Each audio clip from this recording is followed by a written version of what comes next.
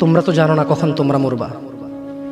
শোনো, তুমি অপরাধ করিও যদি তোমার মনে হয় আল্লাহ তোমাকে দেখে না, তখন করিও। তুমি অপরাধ করিও যদি তোমার মনে হয় আল্লাহ তোমাকে জিজ্ঞেস করবে না, তুমি নিশ্চিত বেঁচে যাবা। তুমি অপরাধ করিও যদি তোমার মনে হয় যে আল্লাহ তোমার জন্য জাহান্নাম নির্ধারণ করবে, আর তুমি আল্লাহকে বলবা আল্লাহ আপনি বললেই হবে নাকি আমি জাহান্নামে যাব।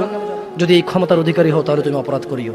তোমাকে বলি, মহিলা, মা, বোন, চাচা, চাচি, নামাজ ছাড়া মানুষ মুসলমান থাকে না।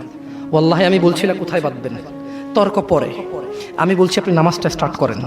আমি বলছি না যে তারা ওই 20 রাকাত পড়বেন না 8 রাকাত পড়বেন। আমি বলছি যে আপনি পড়েন, 2 রাকাত হইলেও পড়েন। আমি বলছি যে আপনি ঈশার নামাজ 15 রাকাত দরকার নেই, আপনি শুধু 4 পড়েন। আমি কি বলছি সুন্নত বাদ দিতে? আমি বলছি যে তুমি পড়ছো না, শোনো, ভয় পেও না। ঈশার নামাজ 15 রাকাত তোমার উপরে ফরজ নয়। আমি তোমাকে না করছি না 15 রাকাত পড়তে। আমি বলছি যে তুমি নামাজই পড়ো না, 4 পড়ো। এই 4 রাকাত ঈশা না পড়লে তুমি মুসলিম নও।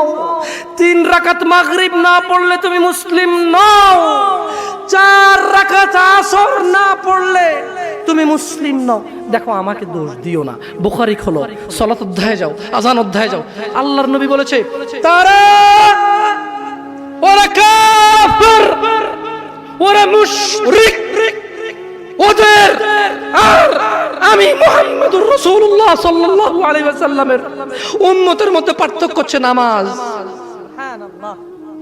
ও সাহাবা, ও উম্মত, তুমি চিনবা মুহাম্মদের উম্মতকে সাল্লাল্লাহু আলাইহি ওয়াসাল্লাম। ও আমার উম্মত, তুমি কি আমার উম্মতকে চিনতে চাও? শোনো, তারা যারা আমার উম্মত না, আর এরা যারা আমার উম্মত। ওটা আমার উম্মত যেটা নামাজ পড়ে না, আমার উম্মত। তুমি আল্লাহর নবীর উম্মত ছাড়া কিভাবে মুসলমান হবা? তোমরা তো জানো না কখন তোমরা মরবা।